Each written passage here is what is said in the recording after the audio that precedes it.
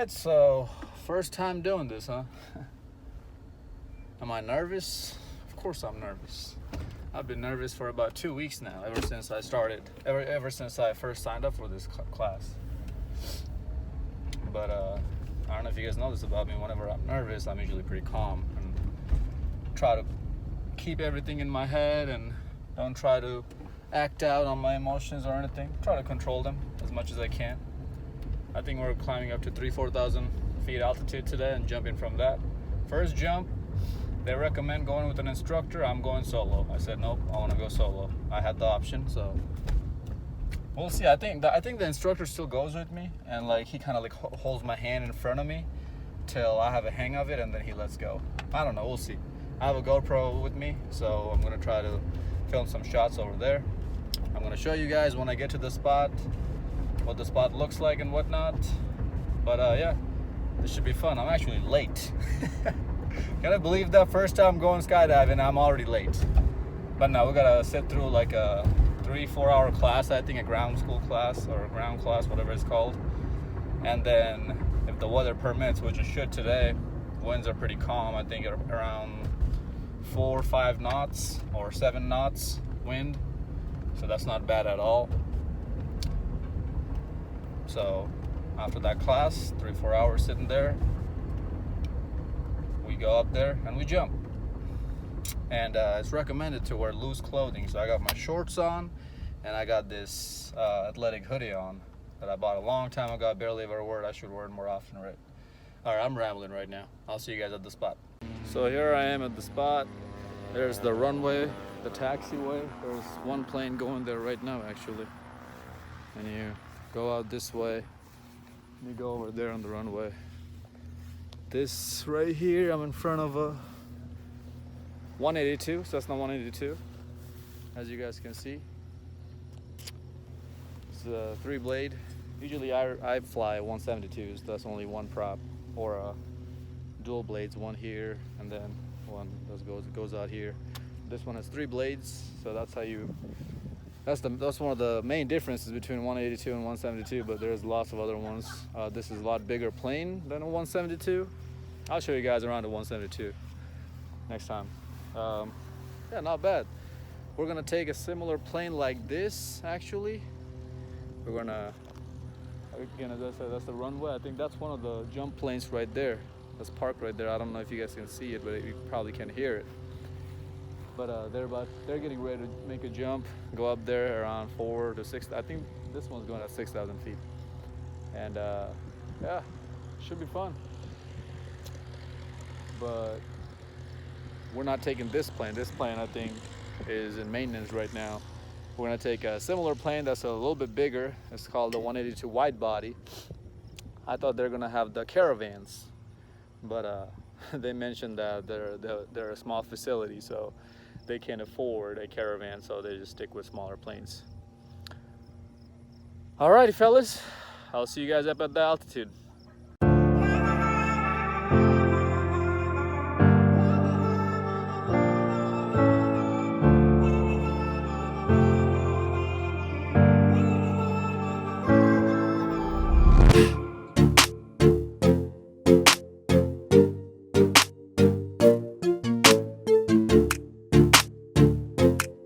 I'm never doing that again, guys. Oh my god, hell no.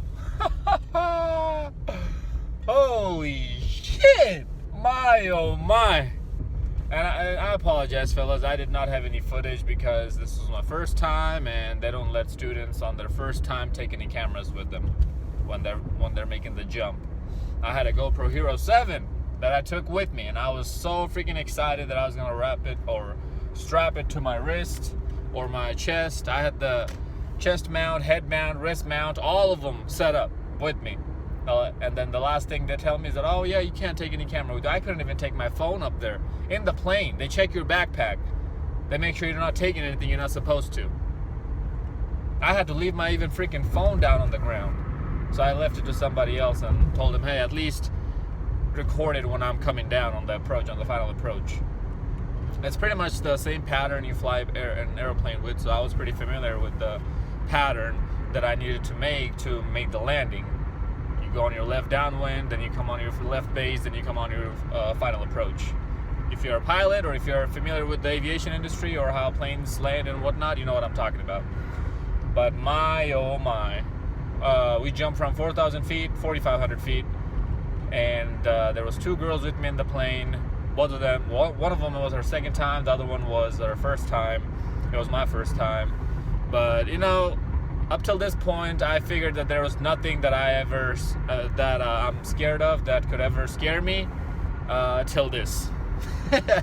And hey, I have no problem admitting it, fellas. I have no problem admitting it. As soon as you opened that door, and it wasn't even that windy, it was very calm. Like, as I said, 7 knots, I think, or 6 knots. I stuck my head out, and the plane wasn't even going that fast. I looked up at the dashboard, because you know, I'm familiar with the airplane dashboard, so I know where to look. And I look up and I see he's going like 80 knots.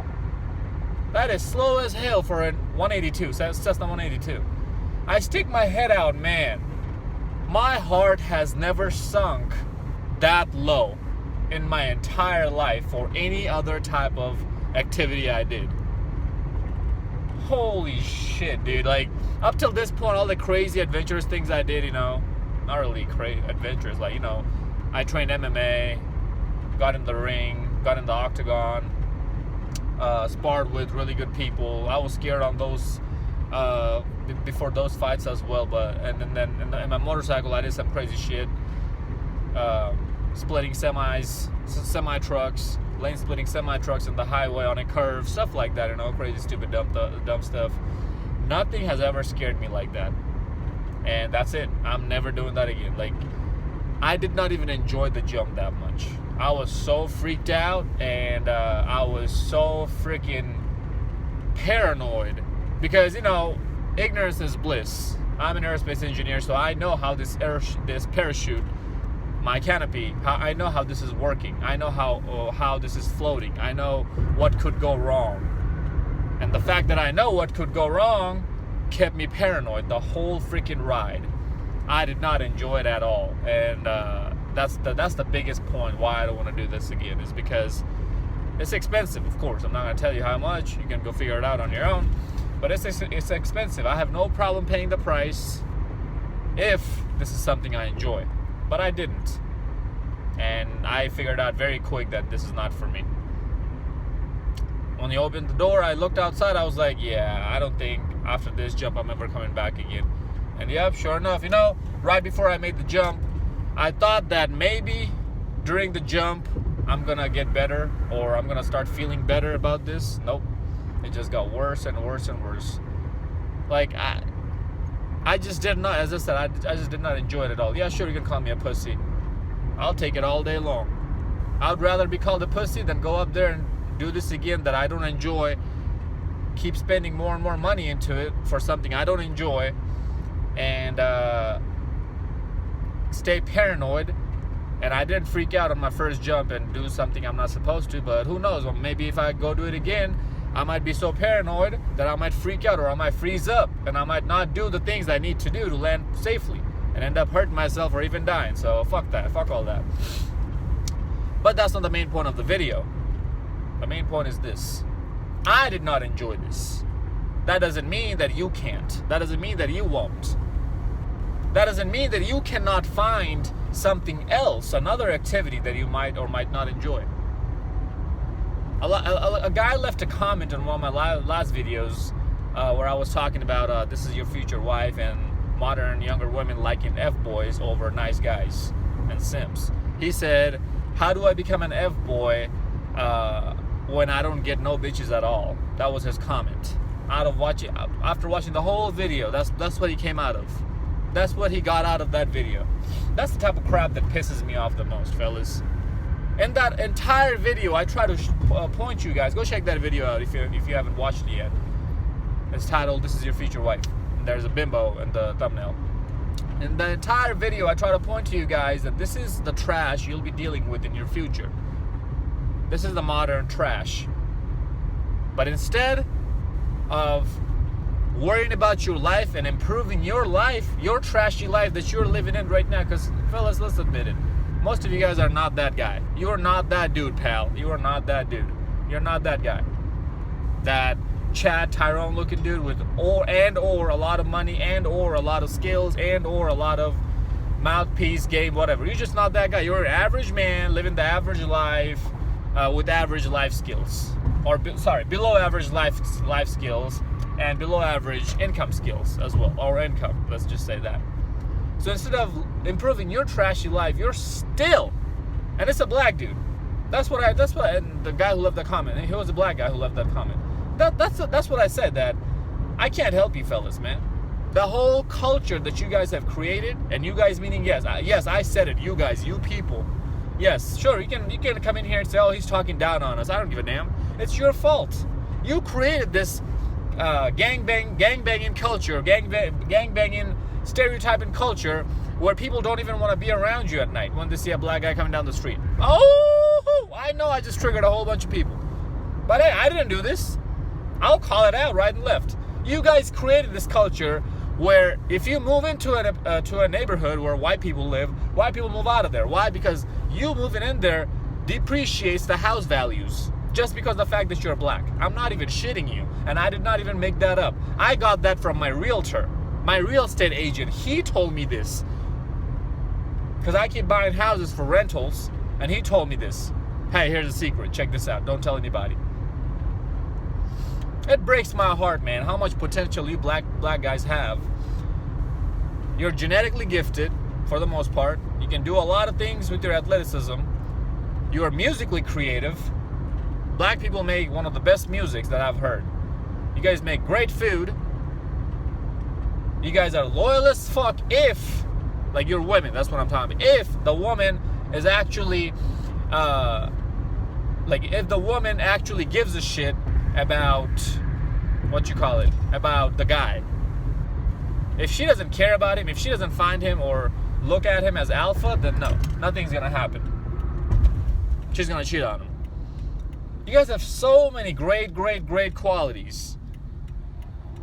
But instead, you chose, that's an Audi R8. Damn, that's a sexy beast. Instead, you chose to live in this stereotypical poverty-like culture that you created yourself. Slavery hasn't ended for you yet. Shocking news. You're still a slave to the system. The only fact is now you're getting paid some chump change for it. That's it. The only difference, I should say. It breaks my heart when I preach this much knowledge into you guys and you just turn around and leave the same dumbass comment. How do I get hoes, bro? It is not about fucking hoes. It is not about getting women. I got depressed at one point in my life from banging so many chicks that were nothing but cum dumpsters. And I told myself, what the hell am I doing?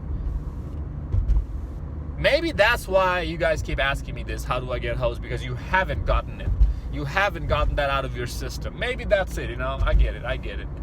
It's a double-edged sword. I can't keep talking shit on you all the time and not understand where you're coming from. I understand absolutely where you're coming from. But here's my question to you. What you gonna do about it? You think keep asking me questions, how to be a fuckboy, is gonna improve your life and get you better results with women? No. The women you're gonna fuck are still gonna be trashy. Sure, you can get women as a fuckboy, but fuckboys don't usually get high-quality women. I did not get high-quality women that I was banging out. The ones that I did get that were quote-unquote high-quality, I dated them long-term.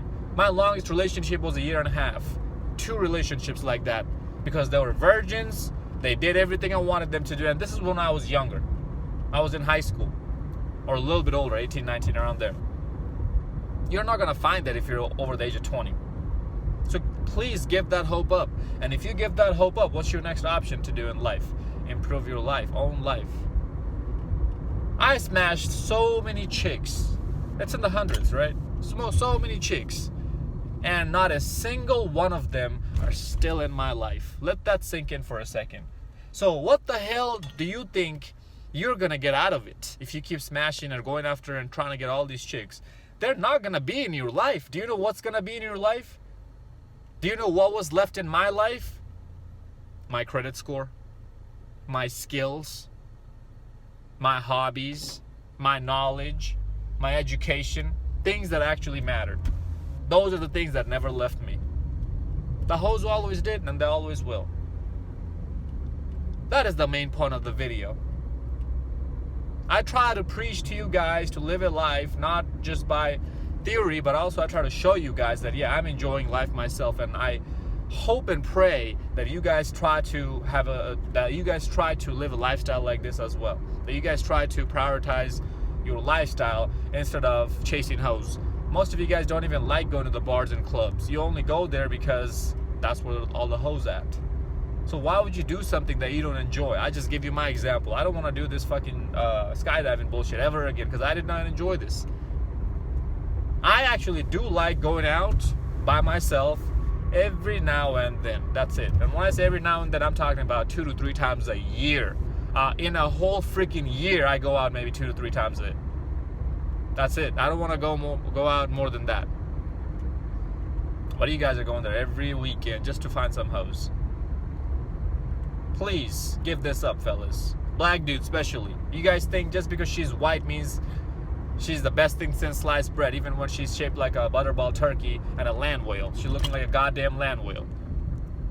You guys get the leftover from all the freaking communities, all the freaking races. Black, Asian, white.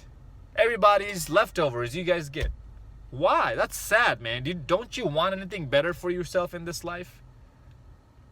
You tell yourself, oh yeah, my girl is good, bro. She's a hot bitch. She's a babe. No, she's not. You're contemplating within, or you're settling in your own head, telling yourself these things. You're coping. Otherwise, you would go crazy that, man, I really am nothing, huh? I really don't deserve anything good, do I? That's why you keep telling yourself that this is something good when really it's just trash. Fix it, fellas. I keep giving you guys this knowledge all day, every day. And hey, I give you kick in the ass, and, I gotta be nice sometimes as well to you guys. Because, you can't be rough and rude for so long, because people won't take that message in. And I want you to take this message in. So whatever I said earlier, I'm still sticking to it. But try to take the message. Not how I said it, but what I said. I'm serious, man. You guys created this own stereotype for yourself because you keep stooping down to trash. You keep stooping down to a trashy lifestyle, trashy hoes, trashy living standards, trashy income standards, trashy eating standards, diet. You guys created this. I didn't. I'm pointing this shit out so you actually better yourself. But I know you won't. You're too worried about getting hoes. That's okay. Hey, man, it's more for me then, huh? If you don't take the opportunity, then you're just creating more opportunity for the rest of us. Follow me on Instagram at zeekpeak00. Like, comment, subscribe. I'll see you.